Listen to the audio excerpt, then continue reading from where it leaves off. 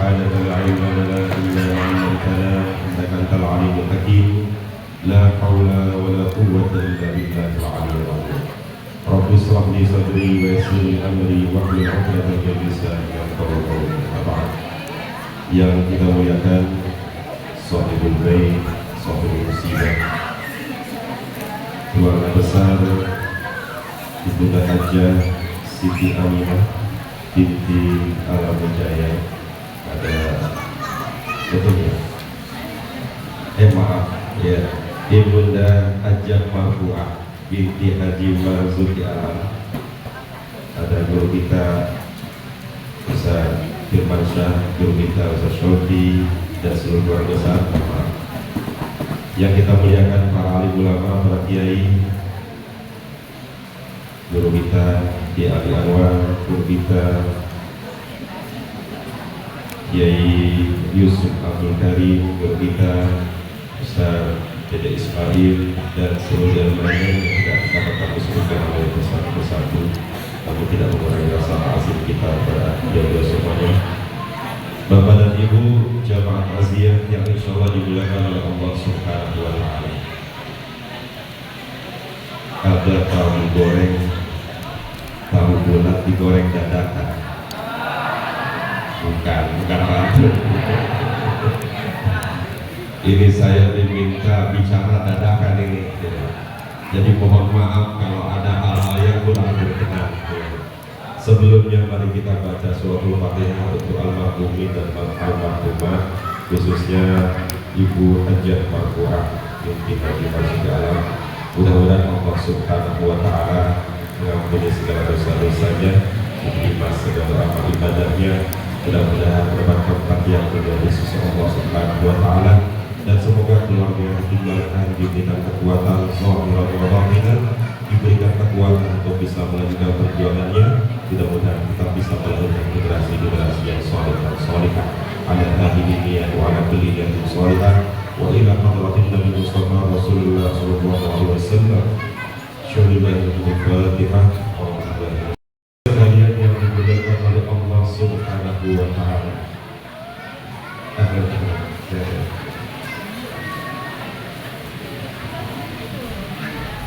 Seperti yang disampaikan oleh guru kita Kiai Ali di malam ketiga kemarin, kalau disuruh bicara tentang kematian, kita nggak ada yang benar-benar bisa bicara tentang itu, karena kita semuanya belum pernah mati. Tapi pada akhirnya kita semuanya pasti akan ketemu dengan yang namanya kematian. Karena dunia ini bahkan bukan hanya manusia, semua makhluk dimanapun apapun bentuknya, semua pasti akan mengalami yang namanya kematian dan kehancuran.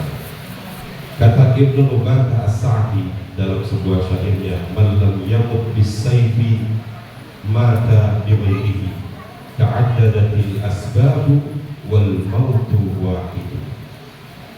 Siapa yang enggak mati dengan ada pisahan sabetan pedang, maka kalau dia akan mati dengan sebab-sebab yang lain.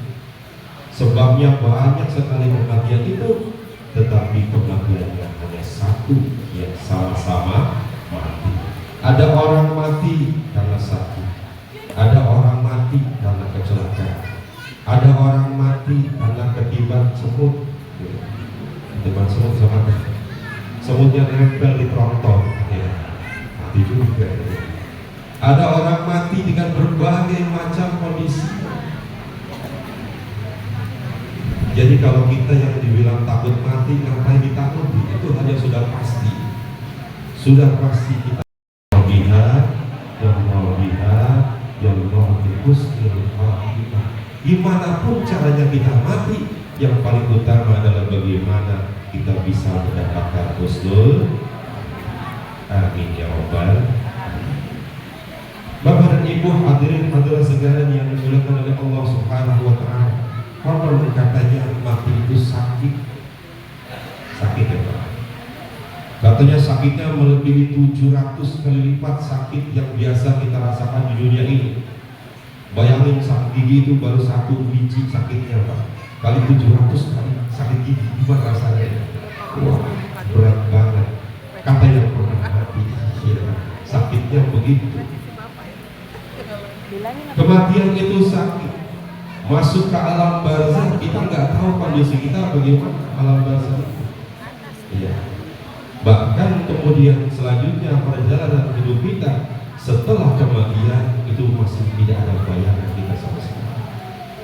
Makanya para ulama bicara jangan takut matinya, tapi takut apa yang setelah mati itu. Dalam sebuah syair ya, dikatakan al-mautu babun wa kullun nasi dakhil. Mati itu ibarat sebuah pintu yang setiap orang pasti akan masuk dalam pintu. Ya laita syi'riya ba'dal babi maddaru. Seandainya saya bisa tahu apa yang ada di dalam atau di balik pintu itu. Apakah kebahagiaan ataukah kesengsaraan? Kalau kita tahu di balik pintu itu kebahagiaan, maka kita matinya dalam keadaan bahagia. Makanya ada yang bilang kalau orang meninggal itu akan ditampakkan oleh Allah tatkala akhir nyawa melekat di badan, tempat apa kelak nanti yang akan ditempatinya. Makanya ada orang yang tersenyum tatkala meninggal karena dia sudah melihat ba'dal babi. Setelah pintu mati itu dia melihat surganya Allah Subhanahu wa taala, dia wafat dalam keadaan bahagia. Tapi kemudian Allah juga tampakkan bagaimana dahsyatnya neraka terhadap orang-orang yang mati dalam keadaan su'ul khatimah. Na'udzubillah tsumma na'udzubillah. Ya laita syi'riya ba'dal babi maddaru. Ad-daru jannatu khuldin in 'amilta bima yurdil ilaha wa in qassarta fannar. Desa di balik pintu itu bisa jadi, kata Abul Atahiyah ini yang ngomongin, bisa jadi adalah jannatu khuldin, surga yang penuh dengan kenikmatan, surga yang kekal abadi. In 'amilta bima yurdil ilah. Jika selama hidup kamu lakukan hal-hal yang bisa menarik keridhaan dari Allah Subhanahu wa taala, disiapin surga di balik pintu mati kita. Wa in qassarta fannaru. Tetapi kalau tidak melakukan itu, saat kita mati tidak diridhoi oleh Allah Subhanahu wa taala, na'udzubillah fannaru, engkau akan kembali ke nerakanya Allah Subhanahu wa taala. Huma mahallani malin nasi ghairuhuma. Dua-duanya adalah tempat, kata Abul Atahiyah, malin nasi ghairuhuma. Enggak bisa milih yang lain kecuali dua tempat ini. Anda mau pilih surga atau Anda mau pilih neraka. Enggak ada tuh manzilah bainal manzilatain ya. Seperti yang kata orang-orang Mu'tazilah bilang ya, yang juga dapat surga karena amalnya kurang, juga nggak dapat neraka karena masih punya pahala, maka dia akan ditempatkan di tengah-tengah antara surga dan neraka. Namanya manzilah bainal manzilatain. Nggak dikenal itu, nggak ada. Yang ada cuma dua ini, mau surga atau neraka. Fanzur li nafsika madza anta takhtaru. Sekarang terserah diri kalian sendiri, kata Abul Atahiyah. Silakan kamu pilih kemana kamu mau pergi, mau ke surga atau mau ke neraka. Semuanya terserah kita masing-masing. Karena Allah sudah berikan akal pikiran. Manusia itu gak seperti hewan-hewan yang hidup di dunia, selesai hidup mati udah selesai. Ya, hewan-hewan itu gak masuk sampai akhirat kecuali beberapa hewan saja yang memang sudah ditakdirkan oleh Allah Subhanahu wa taala untuk dibawa ke akhirat. Tapi yang lainnya mati di dunia selesai. Mereka tidak ikut-ikutan kena hisab dan sebagainya. Manusia dan juga jin dan setan itu semuanya bagian dari makhluk Allah yang diminta pertanggungjawaban di hadapan Allah Subhanahu wa taala. Siapa yang berbuat baik masa hidup di dunianya, maka insya Allah akan baik pula di akhiratnya.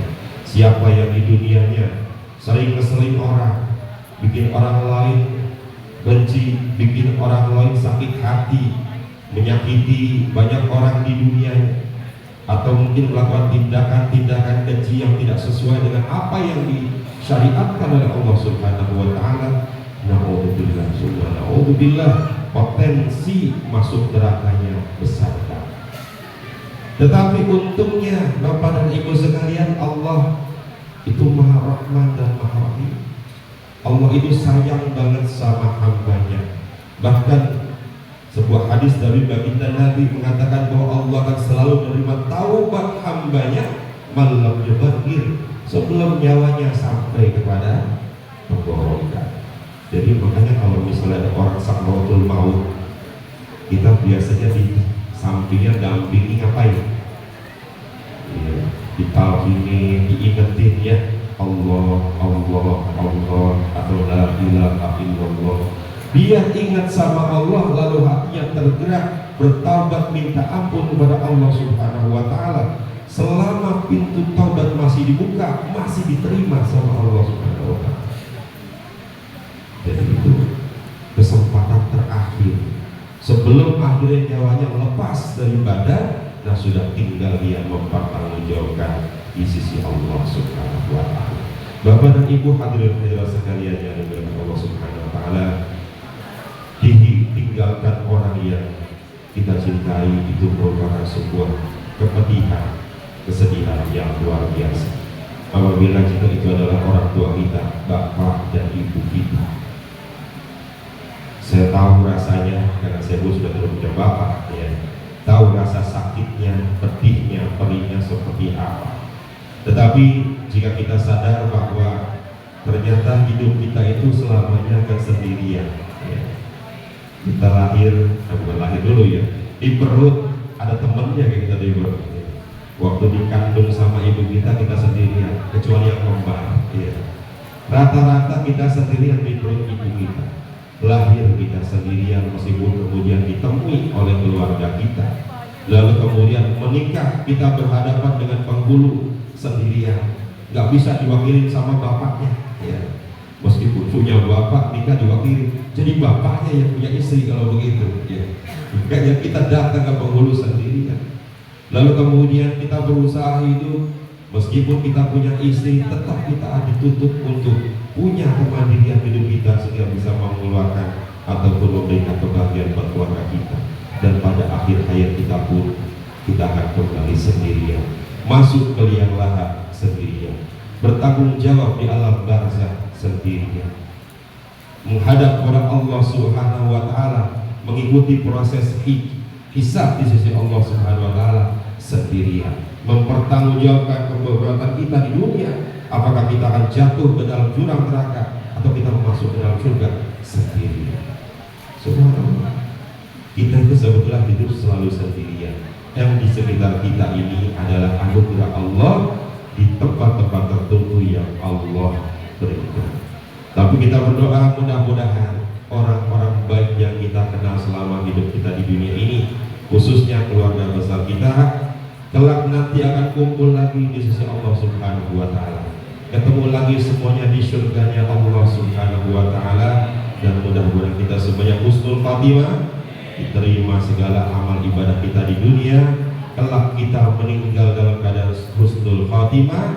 Semoga kita beroleh ampunan dari Allah dan bisa masuk surganya Allah Subhanahu wa Ta'ala. Amin amin ya rabbal alamin. Ya ayyatuhan nafsul mutmainnah, irji'i ila rabbiki radiyatan mardiyah, wadkhuli fi ibadi wadkhuli jannati. Jadi datang ke Allah itu harus dua-duanya dalam keadaan ridho. Kitanya ridho kepada segala takdir Allah, dan Allah juga ridho terhadap diri kita. Kalau dua-duanya ridho, maka kata Allah, wadkhuli fi ibadi, masuklah ke barisan hambaku yang kelak akan aku bariskan menghadap pintu surga, wadkhuli jannati, lalu masuklah semuanya ke surgaku. Amin amin ya rabbal alamin. Kita doakan Ibu Hajah Marfu'ah binti Haji Marzuki Alam di alam barzakh yang mendapat maghfirah di sisi Allah Subhanahu wa Ta'ala. Segala amal ibadahnya dilipat gandakan pahalanya menjadi cahaya di alam barzakhnya hingga nanti bertemu dengan Allah Subhanahu wa Ta'ala. Dan kita doakan seluruh keluarga besar beliau, Nabi Syauqi, Kiai Ibn Mansyah, semuanya dan keluarga besar, senantiasa Allah memberikan kekuatan untuk bisa melanjutkan perjuangan. Ya, kata-kata yang dibilang memulai itu susah ketimbang melanjutkan. Tapi tapi sebetulnya melanjutkan pun tidak lebih mudah ketimbang memulai. Jadi sama-sama ada sesuatu, ada masanya, ada zamannya. Segala sesuatu itu Allah sesuaikan dengan masanya masing-masing. Sekarang masanya Kiai Firmansyah dan Gus Syauqi yang melanjutkan An-Nadwah ini, kita doakan An-Nadwah menjadi pesantren yang besar, yang punya keberkahan dari Allah Subhanahu wa Ta'ala, sehingga bisa melahirkan generasi-generasi penerus para alim ulama di masa yang datang, generasi-generasi terbaik yang bisa melanjutkan ilmu-ilmu dan pengalaman para ulama. Mudah-mudahan kita semua diberkahi, yang hadir di sini semoga dipanjangkan umur oleh Allah Subhanahu wa Ta'ala, kesehatan badannya, diberikan kemudahan segala urusannya, dilancarkan segala cita-citanya. Mudah-mudahan yang punya tanggungan cepat dilunasi, yang punya cicilan cepat selesai. Mudah-mudahan kita semuanya berkah di sisi Allah SWT. Terima kasih. Yang kencang banget tuh kelihatan banyak cicilannya. Terima kasih. Mudah-mudahan sehat semuanya. Saya akhiri, mohon maaf atas segala kekurangan. Wassalamualaikum warahmatullahi wabarakatuh.